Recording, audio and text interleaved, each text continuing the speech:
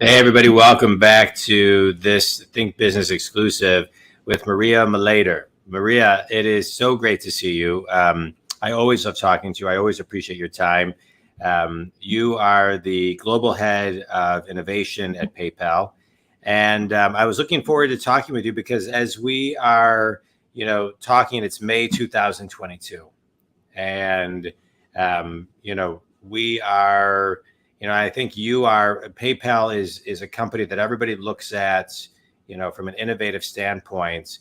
And as you are kind of pace setters, what is PayPal doing right now, that is innovative when it comes to, I think, a topic that's, I think, very relevant for many companies, back to the office, right? That's a very innovative thing right now, right? But nobody knows really what to do. You have so many employees all over the world.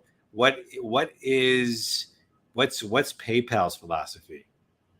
Yeah, and happy to share it. And thank you so much for having me again, Yeah. John. Always a pleasure. Always and fun. By the way, I love that intro. It's just that calm and it's brilliant. And I took the breath as well, because when you think business, you don't necessarily do that often. Right. So thank you very much. Well, what does PayPal do think about these things? What I love, I always say that, and this is what kept me at PayPal for that long as well, is the culture is incredible. And it is what carries us around. It pushes us to higher levels as we're asking each other for more at all times. And in specifically coming back to the office, to be honest, I think we're at a voluntary coming back to the office policy at the moment, means that people can figure it out. So come back to the office, check out the often new spaces. People did an amazing job with actually renovating a lot of the spaces, with, trying to understand what future needs might be. Also just give people a bit of an incentive to just explore new spaces and redefine them for themselves and not expect to come back to kind of the old ways. So that is a great starting point. And so we're coming back as we want to at the moment. So also, of course, there's certain teams that are required to be in there more often for various reasons. But in general, so for myself, I have determined personally, I'm struggling with a lot of people at the moment, trying to figure out how socializing with many people, not with the screen in the middle, actually looks like. Yeah. And so there's a lot of stimulation. I'm energy drained when I come back from the office. So I make it a point for 1 day a week, which is kind of our more meeting-free day of the week, to bring people in, do some fun brainstorm exercises, etc., and just learn how to socialize again, which actually gives me energy for the entire week, and also my the colleagues that I see on that day, which is great. And also understand how I feel about being back in the office. Yeah. And that kind of brings me to the second one. We can take them apart as you wish, but the second point very much is, I think, the company and whoever is behind these plans, whether it's a HR department or or every organization lead, I think they want to get that feedback on what we need from an office space. Because let's be honest, we've not just substituted with being at home, we've created completely different work environments. Yeah. They are actually very efficient at times. They all of a sudden, even though 2 years ago we would have never thought we could deal with our dogs running in the pictures and doing our laundry, because it's right there, you might as well. Right. Or having to make our own lunch every day.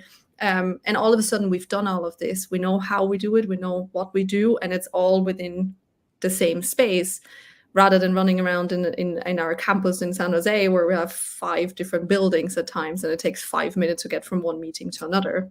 Yeah. So we may not want to come back to the office for the exact same reasons we did before. And I'm so glad that we're allowed to figure that out for ourselves and play with that space and have a few months now to do that. Can you talk a little about that's? I love everything that you just shared. But I think if someone's listening right now, they may be thinking to themselves, how do I trust my employees to make the decision on their own, right? Do I need to give any direction? Let's just start there. So, I mean, it's amazing that, PayPal just says, hey, like, volunteer, do what you need to do.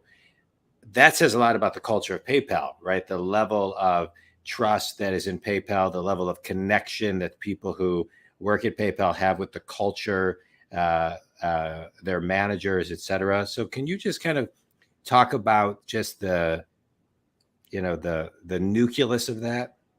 Absolutely. And Yeah. and I'm glad you're asking a question, John. And I know you get these things, but it's not talked about enough. There's, a lot of approach. You can ask people, what do you want? In a survey or whatever, how often do you want to go back to the office, etc. And people will try their hardest to give, share their thoughts.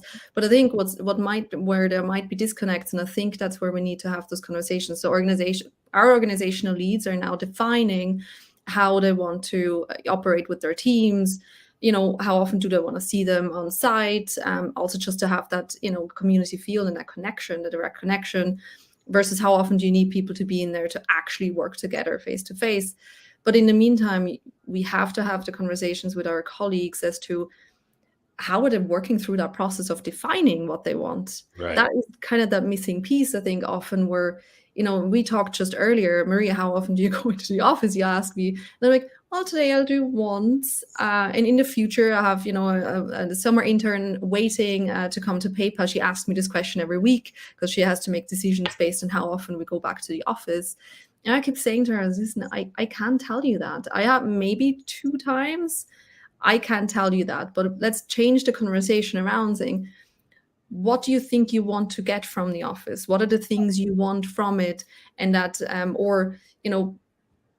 what connections do you want to make? What kind of work you think you can drive with having people around? What kind of elements do you want to build in that are random? I'm always about randomness and innovation, of course. For me, walking the campus is always about coming across random incidences, random conversations, meeting people I didn't expect there. For me, in innovation, it's very important to keep that open. But every team has a different need. So I do think it's way beyond the surveys. You need to have the conversations so people know even how to work through this for themselves to come to a conclusion. Yeah. And of course, go to the office and explore the space. Yeah. They will feel different and be different. Yeah, I love that. Let's kind of go to the next layer of that, which I think I saw this as a business coach when the pandemic hit. I was going into a lot of companies and doing virtual workshops and group trainings for groups of small, medium, and large groups to talk about how to structure themselves, right? Because in an office environment, it's much more built-in structure. And when you're at home, you really have, when you're working from home, you really have to be more self-accountable to structure yourself. And I think it's something that people have I have found that people have a difficult time with it, and they need that mentorship to just not micromanage them, but just help structure them. So how can you talk a little bit about that? Are you seeing that, or what are you seeing, and how are you guys dealing with that? I feel like I always see this in general. I think the one thing we're not overly great at, there's too much going on. Number one, too many things were being pulled in, whether that is going into the office, that's a whole added, another added layer that we now have to deal with. But I feel even often people are so overwhelmed with choice. It's the usual paradox of choice. Yeah, that's so well put. Yeah. Overwhelming. And again, then you have to tell people certain things that you don't know for certain. Will I be back in the office? What can I deliver on? What's going on? So I always find structure for sure. And it sounds weird because when I work with my volunteering teams, I always encourage them to just do things differently. Even the way our volunteering teams that, work on like prototypes or whatever they cook up. Right. I always tell them you do not have to operate in the exact same way that we would operate in PayPal. It's kind of also a test of how people feel comfortable in a team environment, how they take on different roles. And whenever we don't set at least some kind of structure, we're churning and we cannot figure out how we are getting stuck in the smallest of things. Yeah. Or we have a big vision we actually want to deliver on. So structure, oddly, is not the death of innovation. It's not the death of creativity. It actually helps you create some healthy boundaries to remove Yeah. some voices. And most of the time, people don't like being in a structure anyway, or being in a box at all times. They will start, those new ideas will start creeping in, those Yeah. new ways of how they eventually want to work. Because I Yeah. can tell you, if you're told you have to be in the office 4 days a week, people will have an opinion on that. Mm-hmm. Why not? Why yes? So any structure I think helps. So I completely agree, and I'm not surprised that people were asking for that. Although I'm Yeah. glad they're asking for it. Often we're not even asking for it. Yeah. It's interesting. When the pandemic hit, the idea, the conversation of going back to the office was, everything was fear based, right? Going back to the office and fear. It seems to me that the majority of that conversation has moved now, as we're talking about, to convenience and to freedom, right? People have gotten a taste of wanting to not have an hour commute and be home with their family at a certain time and have dinner, make dinner. There's almost like a shift in prioritizing personal values differently than, I hate almost saying like pre-pandemic, but pre-pandemic. And so how's the culture outside of work hours at PayPal? Are you seeing that as well within the walls, within your Definitely. team? First of all, I mean, it's good that you're mentioning fear, by the way. It completely, often we don't really realize how fear-driven we are in so many aspects. So what I love to see now is that willpower coming through of like, no, no, Mhm. no, I actually demand, I want this. This is not a bad thing at all. All of a sudden we can start forming opinions, and we can have that informed conversation. And absolutely, finally we have people, and not everyone's there yet. People are just too good, too nice, too willing to help. But in the beginning, there were some individuals who were very rigorous in saying, I actually am going for a walk every day at this time for an hour. I'm going Yeah, to pick up my kids because I never was able to do that before. yeah, I'm going to do that. And there's always like, can I block my calendar, can I not block my calendar? right, Now there's kind of not even a question anymore for a lot of people. They just right, do as they do. And I mean, in fairness, it is very weird when you see, I work a lot with my Indian colleagues who are up God knows what hour in a day, but basically what they're telling me is like, I love just having my morning off, doing my own things, doing sports.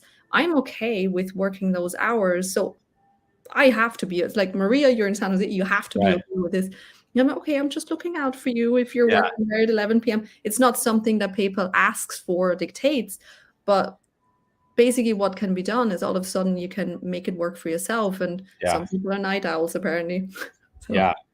I love it. It's almost like people, when you give people the freedom and you trust them, then they figure out, with some guidance if needed, how to take care of themselves, find the cadence that works for them, when they need to recalibrate, so they can bring what everybody wants to do, bring their best selves with their highest potential, to the day, to work. Yeah, I and I'm love it. And I'm grateful as well, John. So there's also the one thing, because you mentioned before, the trust in employees. I think initially it was like everyone was sitting there during their working hours, actually making sure they always answer their Slack or their Teams Right. messages instantly just to indicate presence. And now it's more like all I have to know is when a person has a weekend, Israelis have a different weekend, or when someone's on PTO, that's all I need to know. If someone doesn't get back for a longer period of time, that's what I need to be aware of. Otherwise, I know they will respond when they can in their own time, because they have Yeah. different working schedules now or different priorities.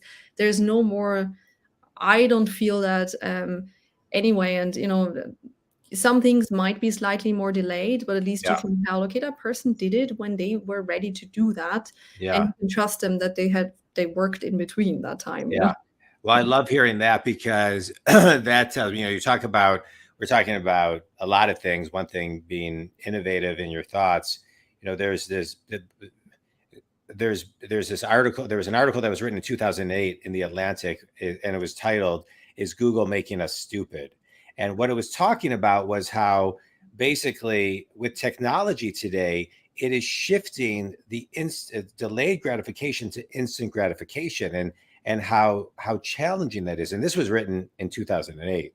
And now we're sitting here, it's 2022. But what I like about what you're saying is it's shifting the culture and the nervous system where everything doesn't necessarily always have to be so instant, and rewiring people to be okay with a little bit of delay, understanding that the team has urgency, but other things that are important in the buckets of their personal career and family lives.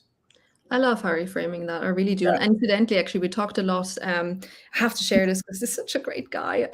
So we had Marshall Goldsmith Oh, in I love Marshall. Yeah, I he's so know, in great. our Yeah. author series on Monday. Oh my God, what a larger than life and such a humble and kind person as well. And he introduced us to The Earned Life, which is his most recent book out of the many books he wrote. And the one thing we talked about was that delayed and instant gratification, what that means in the workplace, etc. And I love how you're framing that, and we'll take that away as well on top of the conversation and share that with our community, because it's so true. I mean, in some so for technology, it was always about instant gratification. For career goals, it always seems to be delayed. I do Right. this step, and then I do the next step, and then I get greater and better here. There has to be something in between. And you're right. Maybe we've started learning that a bit more with prioritizing our personal needs Right. and integrated the work life finally a bit more into our Yeah. actual lives. Yeah. But I think also, I think, through COVID, we saw, I don't think there isn't, I would venture to say that there are not many people that did not know someone, whether it was close to them or, within an arm's reach, that died during COVID, during that time. One of my father's best friends passed away. He was one of the very first people. And you start hearing all these stories about people who are affected, and you realize, well, life is short. Like, we have to, we don't want to look back. There's all of these articles always written, what did this 100-year-old person write? And one of them is always like, I looked back and I didn't say to myself, I wish I spent more time at the office, And so, but having that balance, I have found that I'm doing things now. I'm actually going to be 50 in a couple Sunday. I'm going to be 50. Yeah. No, I don't. But I find myself doing things that I 10 years ago thought I would do in my 60s, and I'm doing them now because of just how the shift is. Let's talk. So I love what you had to say too. Let's talk about this for a second. How do you, as a manager, right? Because this is what we're talking about, is really innovative thinking right now. Innovative, trusting on a higher frequency and vibration, being in alignment with your team and respecting their family time, their personal time, and still kind of coming together and meeting deadlines and having urgency, and right. So there's that piece of it. So how do you manage this, right? What is a manager doing at PayPal today differently than they did to make sure that you're hitting your deadlines? Right. I hate to ruin the buzz of what we're talking about, but it is business, and there are deadlines. And so someone could listen to this and say, that's all great, but what about urgency and deadlines? So where do you layer in the consciousness with the capitalism? Yeah. And Yeah. we're, I think, business. I mean, at the end of the Correct. day, you're Right. We absolutely are right. talking about business. Right. What Right. we're Yeah. here for. Yeah. Listen, the one thing I always said, because personally I always feel like if I needed, maybe just needed some others as well. So very early on, many years ago, when I was managing a very small team, and it was so intense. Like it was when I was in my regulatory compliance days, there were asks coming left, right, and center. Always understaffed. Whatever you did, the business just outgrew us exponentially. There was always so much going on. And the one thing that I always said is, I want everyone to show up at their best.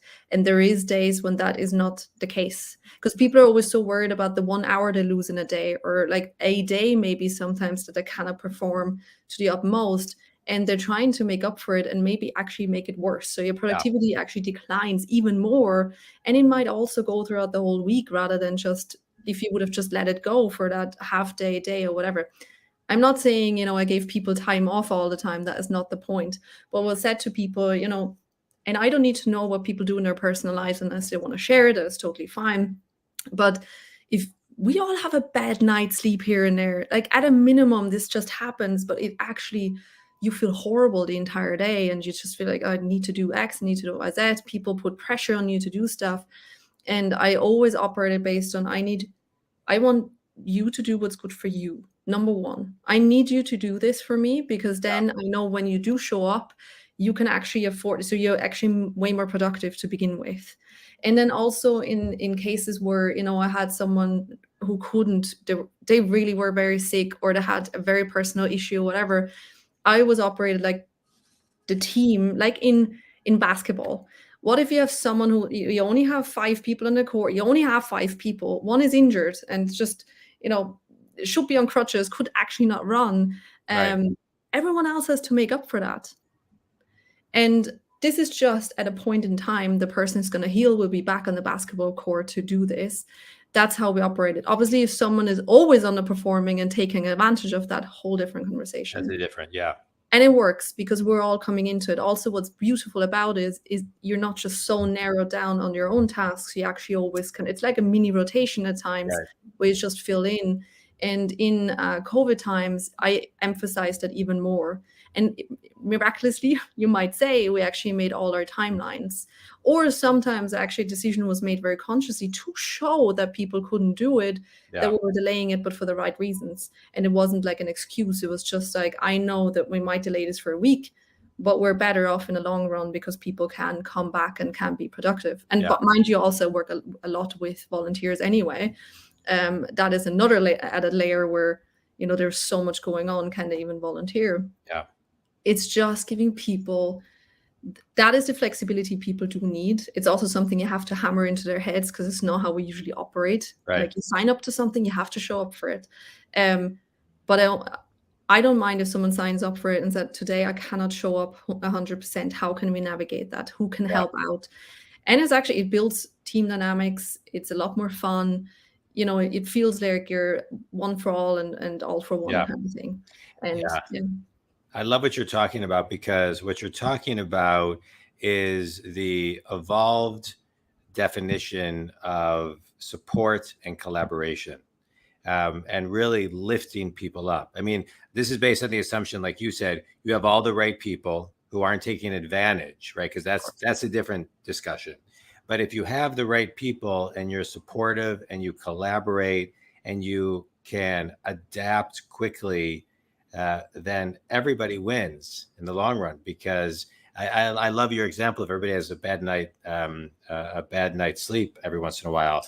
The old saying, man plans, God laughs, right? Like things just happen or life gets in the way. I mean, it's, you never know. I remember as you're talking about this, I was waiting on an editor of mine to edit a couple things, and I'm pretty ahead of schedule. So I wasn't, she said to me, I'll get back to you. I can get this all to you. I think it was like in 2 weeks. So 2 weeks went by, 3 weeks went by, and usually it was, out of character. So I reached out and I said, hey, where, I emailed where, what, can you give me like just an updated ETA? And she said, oh my God, I totally forgot about it. And this and the other, she called me, I'm so sorry. And this and the other, I said, don't worry about it. It's not a big deal. Like tell me. She's like, I need like a week I was like, take a week, take 2 weeks. What I need you, if you're editing for me, I need you in a great space to do it. So don't stress, just get it to me in a week or two, whatever works for you. And I ended up getting it later that night. And I think it was because, and I'm not patting myself on the back, I didn't infuse any more stress or pressure to them. So they could, and I think that's a big piece of an equation that I'm just piggybacking off of what you're saying. When you stress people out, they can't come to be they can't be their best selves. Yeah, it's actually you're deteriorating the situation more than anything Correct. else. Actually, what you alluded to, and it's a wonderful example, you're completely right. I would see it exactly the same way, that a person felt all of a sudden like pressure levels down, John is okay with me, and actually now I'll get into it. And, I know we talk about this so much, and it's, like beating a dead horse kind of thing, but I believe that allowing this is where the safe space conversation can start. Correct. Only then can you actually start having that conversation, because I can tell people a million times a day, tell me when tell me how you are, tell me when you're not doing well. Right. I think when you first of all have it on the radar, you call on people saying, what's going on? Are you okay? Like, what's on your plate, etc. And then people feeling a bit more empowered, and step by step they have the trust to actually feel safe in sharing things, and in also, so you don't have to check in anymore Yeah. also. And you can rely on them, and we will slice and dice as needed. I think you can't create that without building the trust. You can't create that without extending, Yeah. give people the olive branch that they deserve. Yeah. I love it. And everything we're talking about is so simple, it's complicated. I mean, it requires people to respond, not react, study the craft of human, just interaction, effective communication. I think all of us, I find myself always studying how to communicate more effectively, and just paying attention to what's working for other people, whether it's mentors, my own coaches, books, etc., listening to things as you're speaking and saying, oh yeah, that's a great thing to kind of put into my world. So it takes a lot of work, from to reinvent yourself, right? To innovate yourself. A huge amount of work. And I know we all say we don't have time for this, but we all have little chats with ourselves, whether it's building ourselves up and also putting ourselves down a lot more, unfortunately. But for example, Marshall said this on Monday, and it's funny because it was actually very time sensitive for me as well. There were a lot of things that are going on, as in any company. We're ending kind of H1, so we're getting very excited about that. Loads of stuff happening. It's always kind of it's very cyclical. It's always the same in a way, and his philosophy and mantra, and I just love it. It's so simple. It's so straightforward, and that's also often how I talk to myself. It's like, let it go, just let it go. And it sounds ridiculous, I know that, but very often I have the conversation, I have to sit myself down, right, and go through things, and then whatever the message I want to share with myself, it's whether it's let it go or stand up, or whatever the case may be. That is the work that you do with yourself, and I'm not sure it takes that much time. I think it just takes, and I know you're all about this as well, just in the moment you have to be present. Yeah, consciousness. Yeah. I had a therapist that I used to go to, and one of the things they would always say is, when that voice is like just so loud, just say out loud, shh. So I find myself doing this, and I'm like, it almost like kind of gets you back to center, and gets, kind of talking, gets the voice, to lower down a bit. So I like that a lot. Yeah. Or like I like to do it.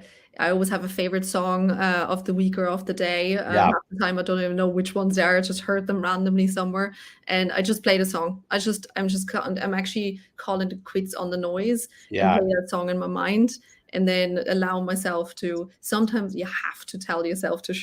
Yeah, you got it. I got a song for you, Chris Stapleton. Do you like Chris Stapleton? He's a country singer. The song is called "Cold." You'll love it. Oh, brilliant. It's amazing. Yeah, it's amazing. You'll love it. Awesome. Thank you very much. Yeah. Always up for.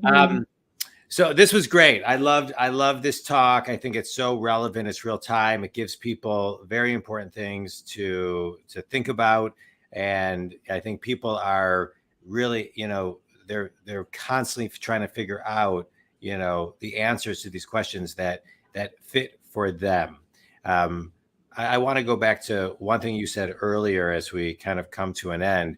You were talking about brainstorming sessions, right? And so how important are brainstorming sessions in the creation of what you're building? Because I want, as people are listening, whether they're, small, medium, large size companies, how important are the brainstorming sessions to get ideas from other people? Hugely. I mean, I know it's the good old cliche, isn't it? Innovation, brainstorm, that's all you do. But it is the first start to get anywhere. So I call it the beginning of the idea journey. I actually have a brainstorming session I call Idea Factory. All I'm asking people to do is come here and tell me what you're thinking about at this specific moment in time. We have a very diverse group that always shows up, different countries, different backgrounds, all sorts, which is amazing. And first of all, you realize how many people are thinking about the same things, the same problems, have the same worries. Brilliant. And then also, while we're having these conversations, while people are sharing amongst each other, it's kind of like a therapy / brainstorm session in the way. people hear new things, and all of a sudden they come back to me weeks later saying, I heard this one thing here, and then I started actually asking the question somewhere else, and then I got more inspiration. This is how you start that process, where you cross-pollinate, where you just put this little bug in people's heads and just let them go with it. It is crucial. How you call it, how you set it up is up to you. I know brainstorming is not that sexy anymore, but it is the first breeding ground to give people different influences. That's a way that they can seek difference if they don't know how to start to begin with. And of course, there's more elaborate ones for patenting if you want to do that. Of course, there is. But I think just to start that journey for people, it's essential. It's a game changer. I love it. I love it. Maria, this has been great. I always love my conversations with you, and I always learn so much. It's so enlightening and filled with wisdom and ideas and just things to continually think about. In closing, finish this sentence. One thing everybody needs to do to personally be more innovative is? Personally be more innovative is just do you know when you're like, that would be nice, just do that. Just do it. And I say this to myself as well, because I have so many things that I'm like, wouldn't that be nice? And then the more often you tell yourself, wouldn't it be nice, that's the thing you should do. In a small, teeny tiny small way, because if you don't do, you will just never come around to it. I love it. I love it. You are always full of knowledge. I appreciate all your time. I know you've been on the show a lot, and I always love talking with you. And thank you so much. Think Community, PayPal is an incredibly innovative company. What I love about everybody that I've met at PayPal is everyone is so approachable. Everybody has such humility. And so it's no surprise to me that it is growing and has grown to the extent that it has, because there is a through line of kindness of everybody in your organization that I've been in contact with. And not to mention, there isn't anything I do that isn't 99% PayPal and or Amazon. So I run my I'm a business coach, is mostly one-on-one, but my online coaching programs are all run all through PayPal, and PayPal is the best. So I love the product and I love the people. So thank you so much. Think Community, as you are asking yourselves these questions about your own business, your own back to work, your own culture, your own brainstorming sessions, and connecting with the people that you need to be connecting with, and knowing what they're thinking and how they can make a difference in your organization. Don't forget about your people, and make sure you're listening, because they will tell you everything you want to know, and all you got to do is ask. Maria, thank you a ton. Think Community, thanks everybody. Have a great day. Maria, anything in closing? No, just go out and do, and like you said, do and listen, good balance, and tell yourself just to. I love it. All right. Thanks everybody.